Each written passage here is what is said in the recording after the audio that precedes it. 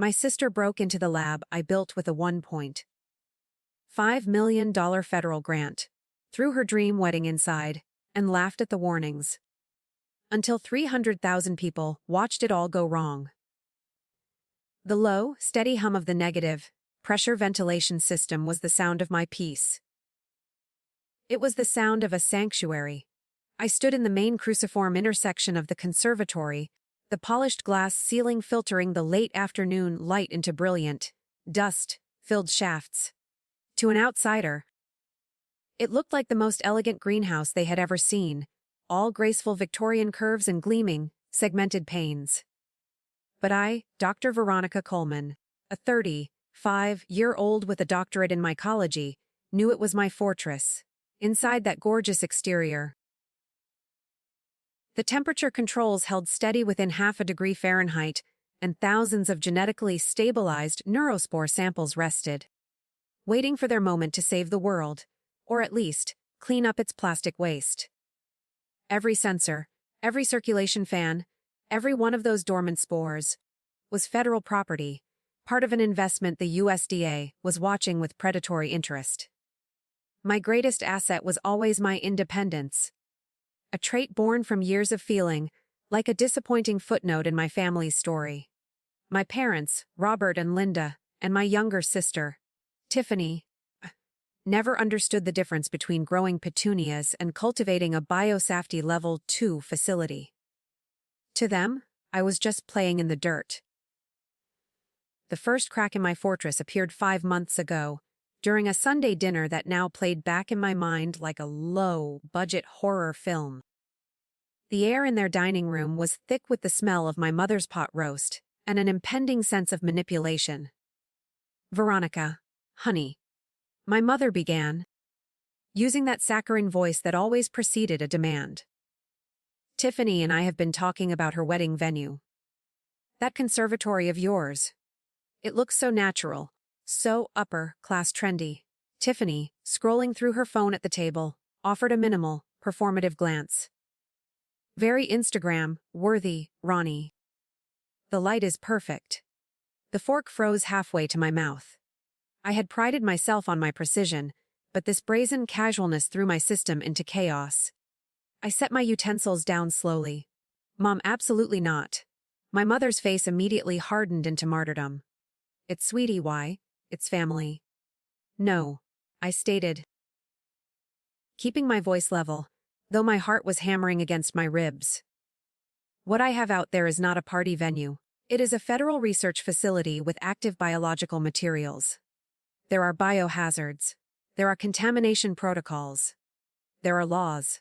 My father, Robert, the retired municipal administrator who perfected the art of patronizing condescension over 3 decades, leaned forward. "Now, Veronica, don't you think you are being a little dramatic? It's just plants." It was the phrase that always cut the deepest, the one that invalidated my entire decade of work. This dismissal was the ghost I had never managed to exorcise. My scientific achievements were supposed to earn their respect. Instead, they were met with a stubborn refusal to acknowledge my success. "It is not just plants, Dad," I insisted, pushing the truth harder. "These are genetically modified organisms under federal jurisdiction. I could lose my career, my funding, everything. If the space is compromised." Tiffany finally looked up, her expression a mix of entitlement and annoyance. "Come on, Ronnie. It is my wedding. Family should come first." That was the exact moment I realized I had to draw a line that could not be crossed, a realization that felt cold and definitive. Family does not ask family to commit federal crimes. The silence that followed was heavy, broken only by the clock ticking in the hallway. I painstakingly explained the negative pressure systems, the containment requirements, the exact federal statute they would be violating. I watched them nod and eventually change the subject, and in my fatal need for validation, I mistook their acceptance of defeat for genuine understanding. I assumed they respected my profession enough to accept my refusal. It was the last honest moment we would share. I spent the next 2 days reinforcing my belief in my walls. I had my assistant, Amy, review the automated security logs, and I personally replaced the exterior gate lock with a heavy-duty, commercial-grade deadbolt. I had won the bureaucratic warfare with the city council to get the zoning permits, and I had fought the war with the USDA to get the funding. I was convinced I had just won the final, small battle with my family. The illusion of my security was the most comforting lie I had ever told myself. I had believed the battle was won the moment my family fell silent at the dinner table. That was my fundamental weakness. I always assumed that if I spoke the truth clearly enough, the selfishness of others would retreat. That week, I threw myself into the lab, creating a bubble of sterile competence around myself, a shield against the casual dismissal I had just experienced. I checked the environmental controls one last time, ensuring the system was optimized for the 72-hour window when my assistant, Amy, would be off duty. Amy left for her weekend on Friday afternoon at 5 o'clock. She was sharp, reliable, and her departure marked the official start of my solitary work period. The project was in a stable incubation phase, the period of least active management, making it an ideal time for me to focus on the truly demanding task ahead, the comprehensive progress report for the USDA sponsors. That document was an intellectual mountain I needed to climb, requiring focused attention and zero distraction. The very next day, as I was reviewing inoculation data, the air of false security shattered. My mother, Linda, and my father, Robert, arrived unannounced at the farm gate. They were beaming, carrying a large, glossy envelope that looked disturbingly like an official travel document. "Surprise, honey," my mother chirped, waving the envelope like a magician's prop. "We got you something special. A little peace offering." Inside was a brochure for the Mountain Vista Eco Lodge Retreat. An all-inclusive package for 3 days and 2 nights, tucked away in the mountains about 3 hours north. The pictures showed natural wood and stone, silent hiking paths, and yoga sessions designed for a digital detox. My father's voice was warm, almost genuinely concerned. "We want you to truly rest, Veronica. Let your spirit be completely at ease. We need you in your best state to be Tiffany's bridesmaid."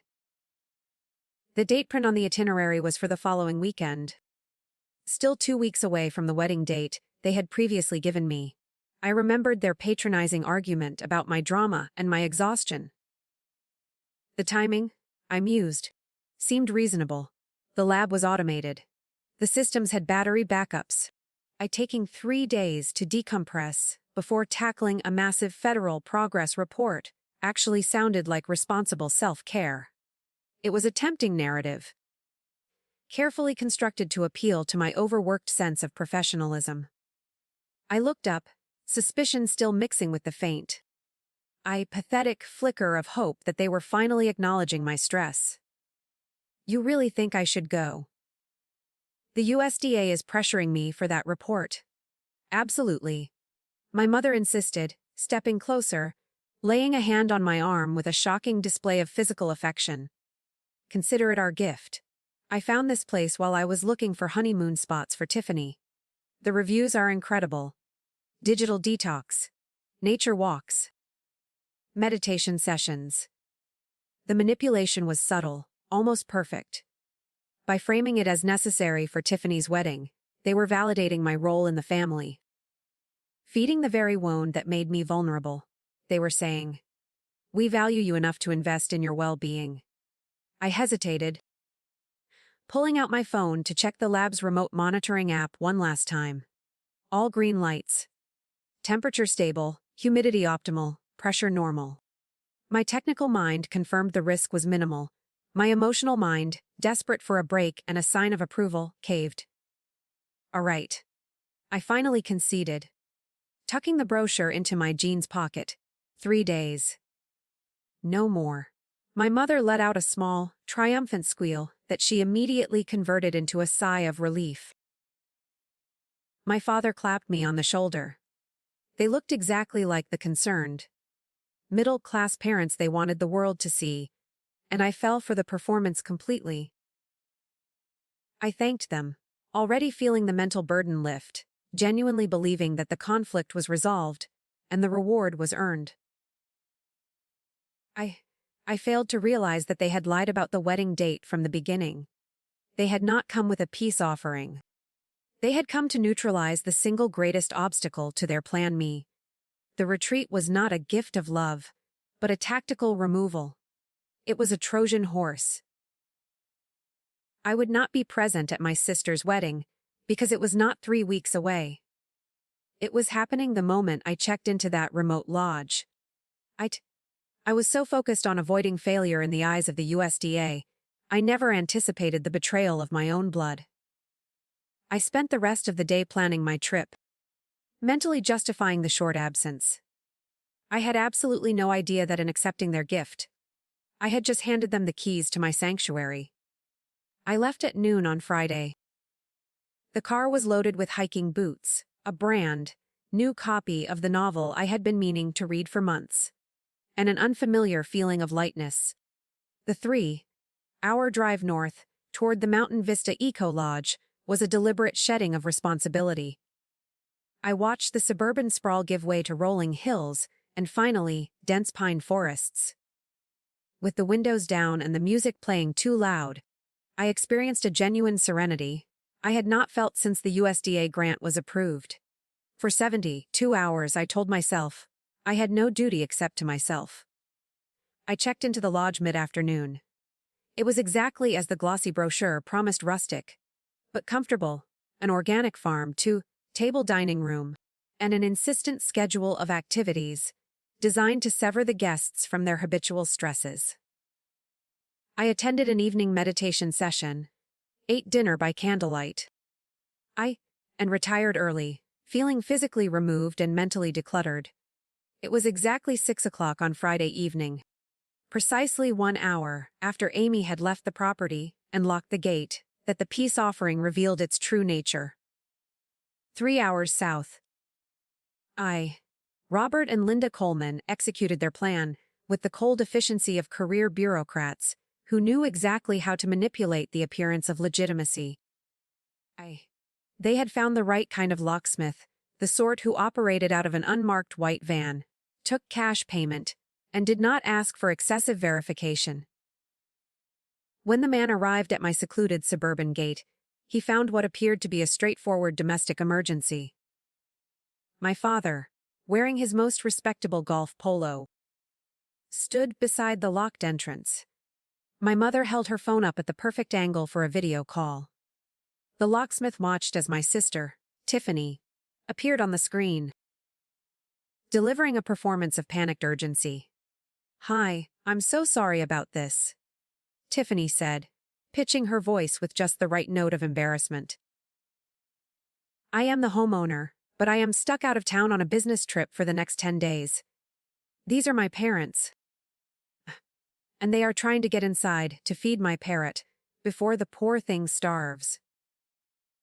She displayed what looked like a driver's license to the camera, though the distance ensured the locksmith could not read the fine details. "I can give you my full name, whatever you need to verify. I just really need someone to cut that lock so they can get inside." Robert sealed the deal with cash. "And to make this right," he added, pulling out his wallet, "we would like to pay you to install a brand new lock when you are done. Something better than this old thing. My daughter deserves proper security." The locksmith bought it immediately. They looked exactly like the kind of responsible, property-owning people who would drive across town to rescue a pet. They offered to pay him twice. Within 20 minutes, the heavy commercial-grade lock I had so carefully installed was rendered useless, and the front gate swung open onto federal land. The violation, however, was only beginning. Once on the property, they walked directly toward the conservatory. The light was fading, but the warnings were still clear, bright yellow signs posted at every entrance, visible even in the twilight. Warning: Federal Research Site Biohazard. Authorized personnel only. Protective equipment required. In the cool, mountain air, I was settling in for a night of reading. I made one last check of my work systems using the lodge's patchy Wi-Fi. I opened the monitoring app on my phone. The security camera system showed a signal loss, which, while unusual, was not unprecedented.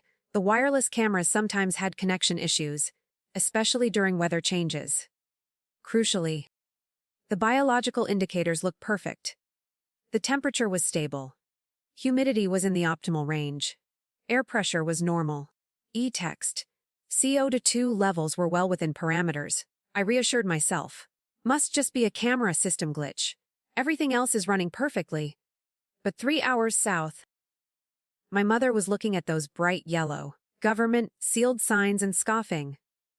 "Robert, look at this nonsense," she said, her voice dripping with the disdain of a person who values aesthetics over integrity. "That girl always over-dramatizes everything. Take these down for me, will you? They look absolutely hideous. How are we supposed to take proper wedding photos with these eyesores everywhere?" This was the moment of transformation. The removal of the federal biohazard signs turned simple trespassing into a deliberate, federal offense. In their minds, they were just clearing away unnecessary decorations. Robert systematically removed every sign, stacking them behind the tool shed where they would not spoil the aesthetic. Then, together, they located the main electrical panel and shut off the security camera system entirely. "There," my mother said, dusting her hands off. "Now we can work in peace." The next call was to Tiffany. I can only imagine the triumph in her voice when she answered the phone. "What captured the garden house?" Robert announced.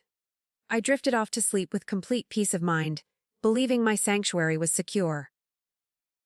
I had no idea that those stable readings I trusted were about to be shattered by human interference, or that the first deliberate act of sabotage had already been committed. While I slept, Tiffany finalized her booking, knowing that the venue was secured. While I was enjoying the mandated silence of my digital detox, 3 hours south, the silence at the farm was being broken by the deliberate noise of desecration. The morning brought the invasion in earnest. At 8 o'clock sharp on Saturday, the event crew arrived. They were professionals. Efficient and completely oblivious to the nature of the space they were about to occupy. 3 massive trucks, filled with linens, staging equipment, and floral arrangements, rolled through the gate that my father had paid to have cut open. Tiffany had strung them along for weeks, promising the most exclusive secret venue. And now the moment was here. When the lead coordinator first stepped inside the conservatory, she was genuinely impressed. "This is incredible," the coordinator told my parents, her voice echoing off the glass. "Victorian architecture, all this natural light, those gorgeous iron frames. Your daughter has exquisite taste." My mother beamed, accepting the compliment, as if she had personally designed the biosafety features. We knew it would be perfect for our Tiffany's special day. The crew got to work with the relentless efficiency of people who had done this hundreds of times. But their expertise was purely aesthetic. They were specialists in creating visual perfection, not maintaining federal biosafety level 2 protocols. They had no idea they were setting up a buffet and a dance floor inside an active research facility containing genetically modified organisms. They saw the space as a blank, beautiful canvas, not a meticulously engineered system of containment. My conservatory was built in a classic cruciform design, shaped like a cross. I had designed the intersection of the cross specifically as the main ventilation area, the point where the air circulation was strongest, and where the negative pressure systems worked hardest to maintain safe air quality, drawing contaminants down and out through specialized filters. The wedding crew saw that intersection and immediately designated it the central stage. They installed the heavy, temporary DJ booth and the plywood dance floor right in the very center, directly blocking and covering crucial air filtration vents. The action was swift, mechanical, and devastating. The air handling system, the very heart of the lab's safety, was unknowingly rendered largely ineffective. My high-powered photosynthesis lamps, which provided specific light wavelengths tailored for fungal cultivation and growth optimization, were next.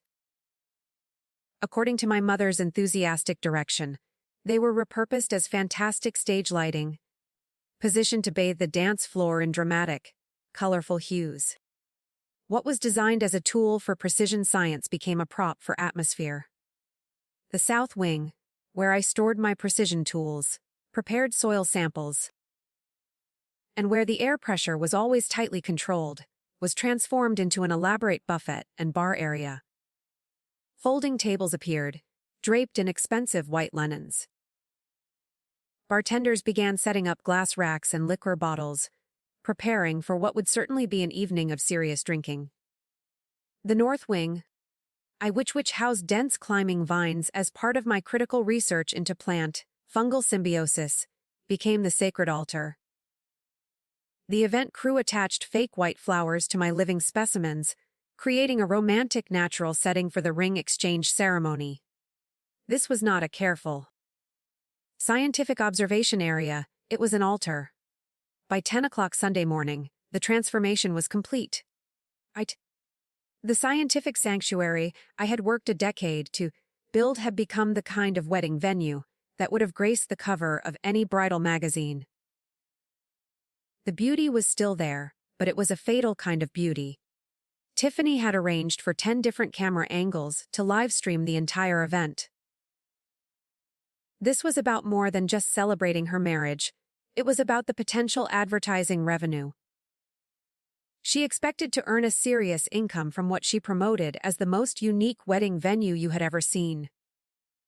The irony was palpable. The more successful, the more beautiful, the more viral the event became, the more catastrophic the ultimate consequences would be for everyone involved. Everything looked absolutely perfect to the naked eye. None of them, not the event crew, not my parents, and certainly not Tiffany, had any idea that they had just created the most dangerous conditions possible for the genetically modified organisms resting below the floorboards. They had sealed the room, blocked the ventilation, and were now waiting for the audience to arrive and breathe the air. Meanwhile, in the mountains, I finished my morning yoga session. I was feeling refreshed, centered, and completely unaware that the subtle changes in the air pressure readings I had dismissed last night were the first whispers of catastrophe. I was preparing to pack up, ready to head home and tackle that progress report while my family was preparing to welcome 150 high-profile guests into my contamination zone. The invasion reached its peak at 11 o'clock on Sunday morning, the precise time Tiffany's wedding officially began. 150 people flowed into the glass structure, a who's who of the district's elite.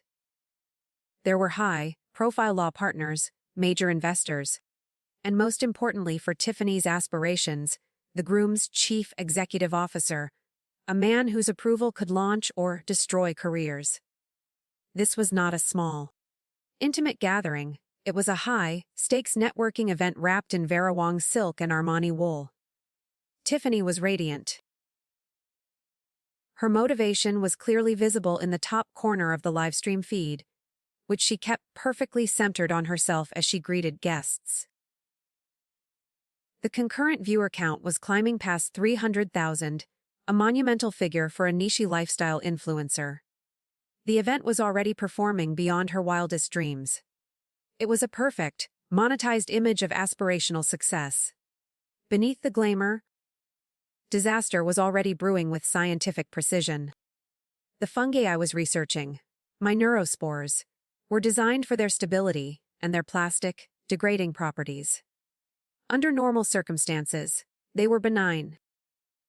But my monitoring systems were calibrated to detect one critical danger under anaerobic conditions, or when carbon dioxide levels exceeded specific thresholds. These organisms produced a mild hallucinogen. It was a defense mechanism perfected over millions of years of evolution. A chemical compound designed to disorient any threat until conditions improved.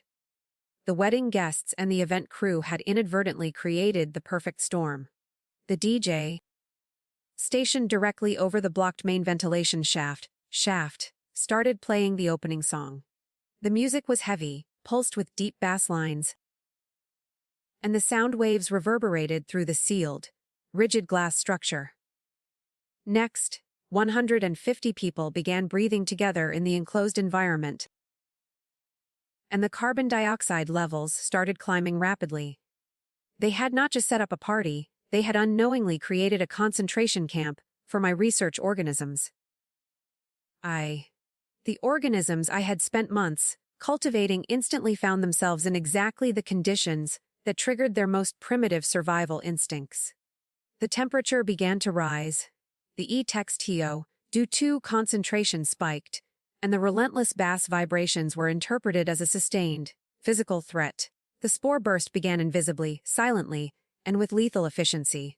Stage 1 Euphoria. Initially, the guests interpreted the onset of the fungal compounds as amplified wedding joy. The music seemed richer, more intense, the colors of the flowers more vibrant. Everyone's mood elevated beyond normal celebration levels. A collective, infectious happiness gripped the room. Tiffany, radiating bliss in her designer gown, danced with abandon, shouting happily into the nearest camera lens. "This is going to be the most special wedding I've ever seen!" The atmosphere in here is absolutely amazing. The online audience responded with a flood of heart emojis and congratulatory messages. Comments poured in, praising the unique, vibrant venue and the obvious, shared happiness of everyone involved. For 30 beautiful, terrifying minutes, it looked like Tiffany had achieved everything she had ever dreamed of, capturing the attention of a nation with her exclusive, gorgeous venue. The perfect image was secured. But the atmosphere was not amazing. It was toxic. The fungal compounds were accumulating, feeding on the trapped text, CO2. And the reaction was accelerating. The sealed room was doing its lethal work. Then, stage 2 irritation. The transition was instantaneous and horrifying.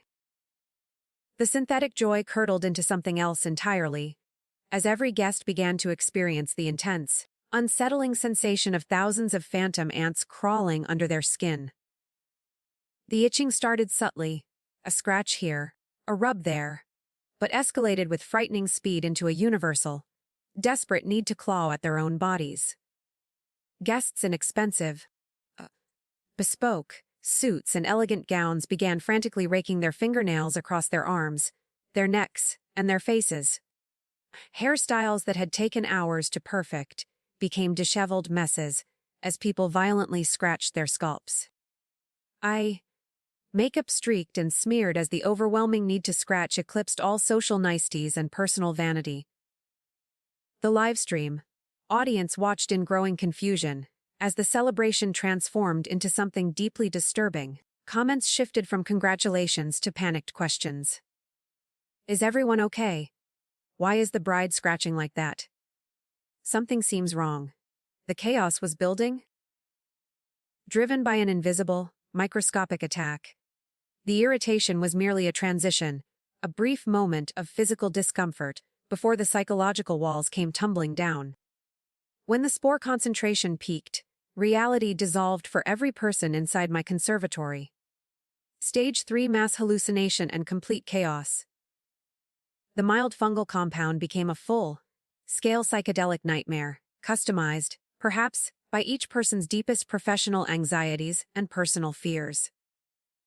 The beautiful glass house, my proud, sterile sanctuary, had become a transparent prison, a fishbowl filled with toxic spores, and 150 panicked, high-profile animals. At the VIP section, the groom's chief executive officer, a man known for his icy composure, lay flat on his back in the decorative moss that bordered the stage. In his altered state, He believed he was floating in a warm California ocean, enjoying the most relaxing vacation of his life. He called out to nearby guests about the beautiful dolphins and perfect waves, oblivious to the fact he was swimming on my meticulously cultivated soil. At the altar, Tiffany's dream wedding became a horror show, broadcasting live to the world. The bridal bouquet in her hands transformed, in her perception, into a grinning skull that whispered her name.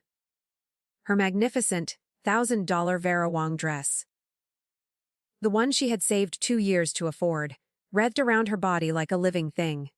She screamed in pure terror, convinced that an enormous albino python was constricting her chest, cutting off her breathing. In front of more than 300,000 concurrent livestream viewers, she began tearing the dress off her body, shredding silk and lace while screaming about snakes that existed only in her poisoned mind. Throughout the conservatory, other guests battled their own invisible demons. Some saw the walls melting like wax. Others believed they were being chased by invisible predators in the shadows of the ornamental plants. A group, near the buffet table, became convinced that the food was moving, that the elegant canapés were actually insects waiting to crawl into their mouths. The panic was universal and absolute. They rushed toward the exits. But the 3-layer tempered glass I had installed for security and climate control proved impossible to break with bare hands. They were trapped. Panicking like animals caught in a cage. The livestream audience watched in pure, unadulterated horror as 150 people descended into coordinated, viral madness. Emergency service calls began flooding local dispatch as viewers realized they were witnessing a genuine mass poisoning disaster, not some elaborate wedding stunt. My elegant conservatory had become a glass tomb. At exactly noon, just as the chaos inside reached its horrifying peak, I finished my final activity at the Mountain Vista Eco Lodge and started my descent down the winding mountain road. For 3 days, I had been living in blissful ignorance, hiking nature trails, practicing meditation, and enjoying my book. The digital detox had worked. I felt refreshed, centered, and ready to tackle that USDA progress report with renewed focus. As my car reached lower elevation and the cell towers came back into range, my phone exploded back to life with the fury of suppressed notifications. The volume was deafening. The first thing I heard was the relentless chiming of emergency alerts from the Garden app, overriding all other notifications. Red warnings cascaded down my screen, like digital blood critical temperature spike, TT text SUDO2 levels extreme, pressure system failure, contamination alert. But it was the missed calls that made my hands shake violently. 7 calls from Amy, 16 voicemails, text messages that grew increasingly frantic as the timestamps progressed. I pulled over at a scenic overlook, the beauty of the mountains completely lost to the ice forming in my chest. My heart hammered as I played Amy's messages in chronological order.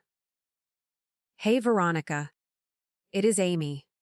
I know it is Sunday morning, but something is weird with the Garden app. Can you call me back? That was 9:30 a.m., her voice calm but concerned. Veronica, please pick up. The readings are going crazy. Temperature is spiking. A text CO2 is through the roof. I am driving over there right now. 10:15 a.m., panic creeping in. Oh my God, Veronica, there are cars everywhere. There is a party happening at your lab. A wedding.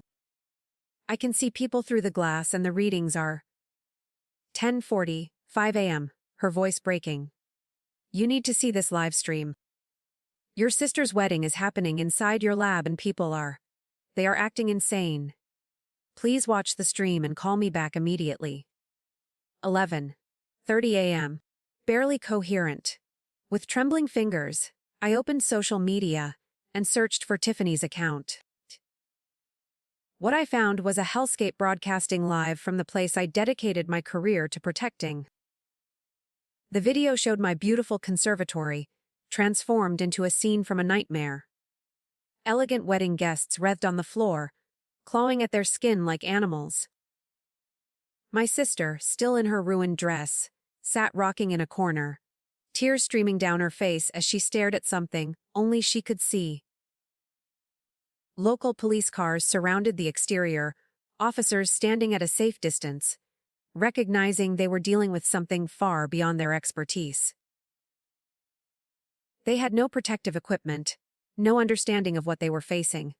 In that moment, watching the disaster unfold through a phone screen, the pain of betrayal gave way to something far more important, the ethical responsibility I carried as a scientist. I understood the danger level better than anyone on Earth.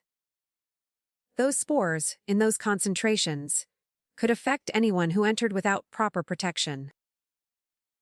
If this spread beyond the conservatory, if people carried spores home, we could be looking at a community-wide health crisis. I was legally responsible for every organism in that facility. The USDA grant made me the designated steward of federal property. I had two choices. Let this disaster escalate, while I preserved my career and family relationships, or do what my training and conscience demanded. I had to face the consequences of my family's monstrous disregard, but I had to face them for myself. I had to choose the scientist over the daughter. My hand steadied. I knew exactly who to call. I looked down at the phone, at the live footage of my sister tearing her wedding dress apart, while screaming about imaginary snakes, and felt a profound, chilling clarity. My career, my life's work, my $1.5 million federal grant. Everything was about to be sacrificed on the altar of my family's vanity. But lives were at risk. The unprepared police officers, the potential community contamination, the 150 fools inside. My professional ethics finally superseded my lifelong need for validation. I had to choose the truth over the lie. With hands that were suddenly steady, I dialed the emergency number I had memorized during my initial USD training, but never expected to use. USDA Emergency Response. This is Dr. Martinez. This is Dr. Veronica Coleman, Project Identification UMR 4471B. I need to report a dangerous level biorelease at my authorized facility. The line went silent for a beat. The crisis was so far outside the realm of normal bureaucratic procedure that it caused a momentary stall.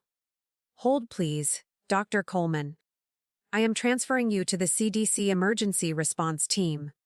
The next voice was crisp, female, professional, and terrifyingly efficient. Dr. Coleman. This is Agent Mary Smith with the CDC. We need your location, the nature of the organisms involved, and an immediate assessment of contamination scope. I gave them everything. The specific fungal strain, the neurospores, the project identification codes, the estimated spore concentration based on my app readings, the total number of people exposed, and finally, the live stream link so they could assess the situation in real time, visually confirming the chaos my data already indicated. The organisms themselves are not environmentally persistent, Agent Smith, I explained. My voice clinical and detached despite the chaos unfolding on the video. They break down in open air within hours. But in a sealed high-text CO2 environment with bass vibrations, the concentration of the neuroactive compound is massive. It is temporary, but the psychological effects are acute and severe. Understood, Dr. Coleman. Based on what you are telling us, we are implementing Level 3 containment protocols. Federal response teams are already en route to your location. Do not, under any circumstances, attempt to enter the contaminated area yourself. Do you confirm you are currently off-site? Confirmed. I am 3 miles away. En route to the perimeter. We will also need you to report to the Field Command Center for immediate debriefing.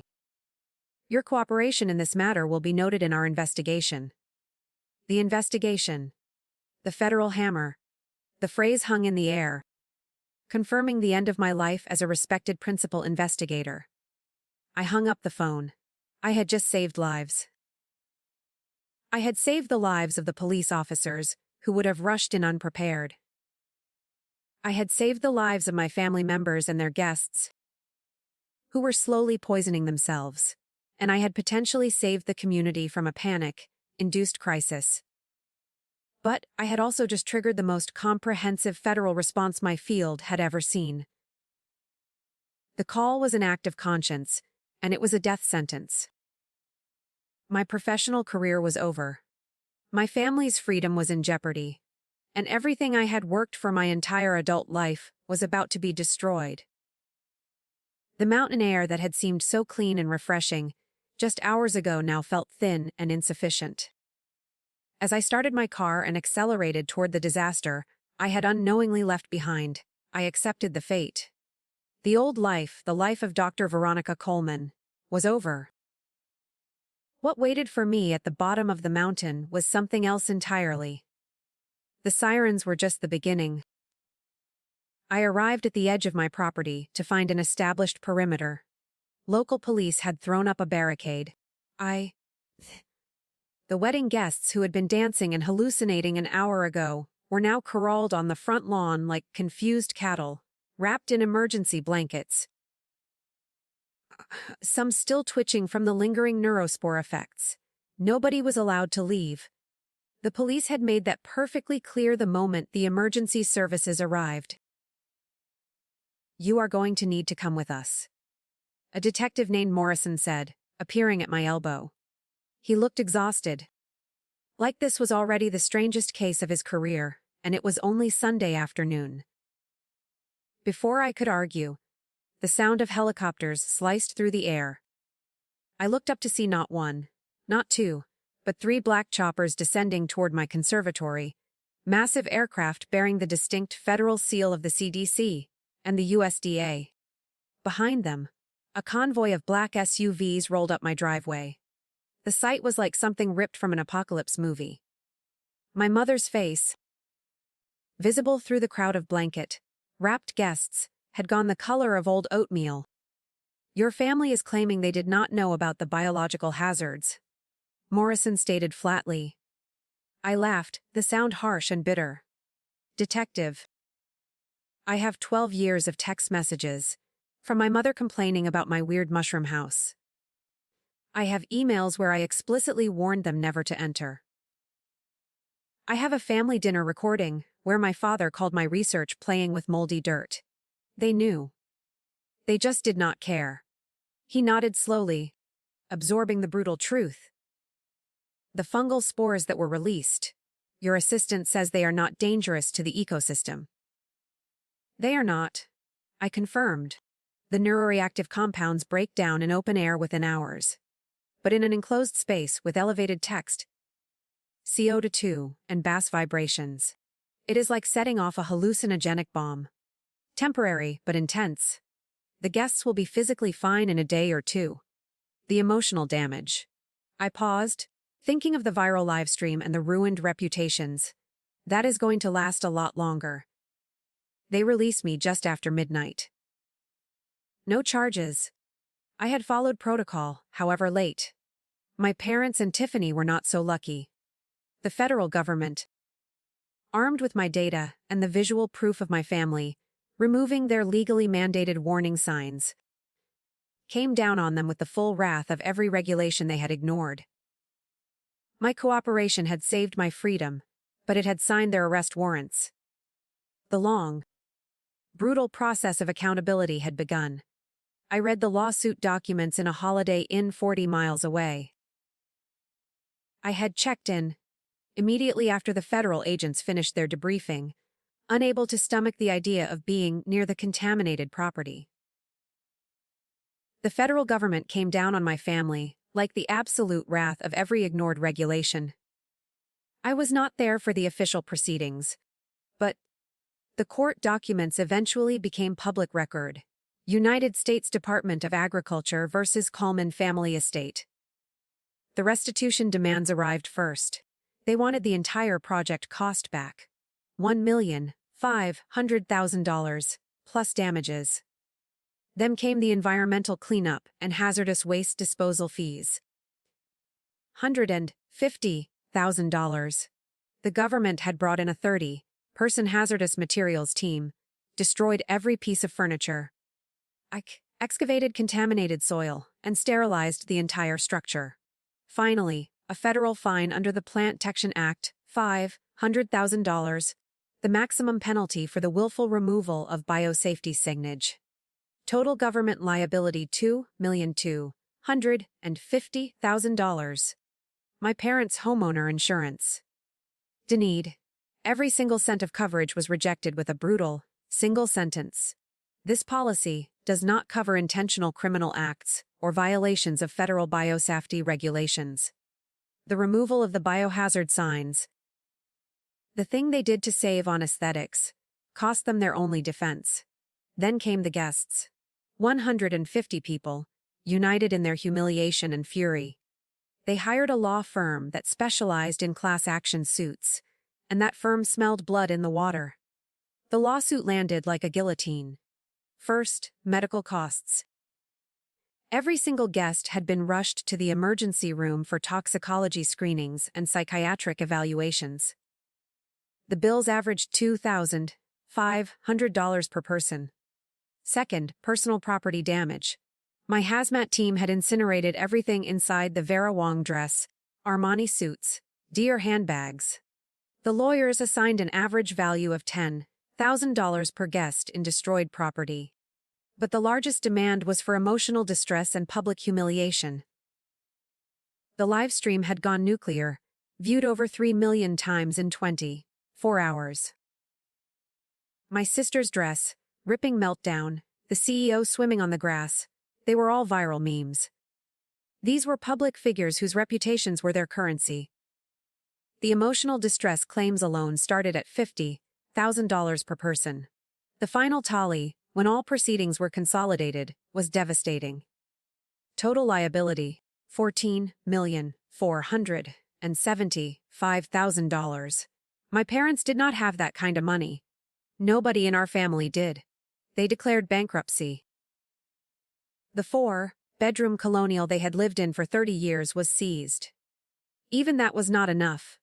Bankruptcy does not erase restitution owed to the federal government. That debt follows you forever, garnishing wages and haunting every financial decision. Tiffany and her husband divorced 6 weeks after the wedding. The marriage lasted less than 2 months. Her influencer career was finished, synonymous forever with public disaster. I should have felt triumphant, vindicated. Instead, I felt hollow. I stood at the curb of my parents' house, engine running, watching the bank officer press the bright orange foreclosure seal onto the front door. It made a satisfying thunk, officially marking the end of 30 years of Coleman family history. My mother's cheerful yellow paint looked garish and false.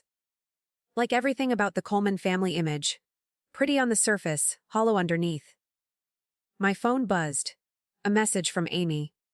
The university confirmed my start date, August 15th. Congrats, Professor Coleman. Professor. Not principal investigator of a federal grant. Just a lecturer position at a state university 3 states away. I had lost everything tangible: the grant, the conservatory, the trajectory of my career. The professional whispers followed me. She did not secure her facility properly. But they had lost more. They lost their home, their savings, their reputations. And their futures. They would be paying off debt until they died. My father would be working until his body gave out, every paycheck garnished. My mother's perfect family image was incinerated. I merged onto the interstate and accelerated. I had packed everything I owned into this car. Starting over meant starting with nothing. But nothing was better than being tied to people who would destroy everything you built just to save themselves a venue rental fee. I lost the grant. But my family lost everything because of greed.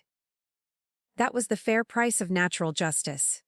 And somehow, driving away from the wreckage of the life I had built, I felt lighter than I had in years. The long road stretched ahead, towards a fresh start, and the slim chance that I might yet rebuild something worth keeping.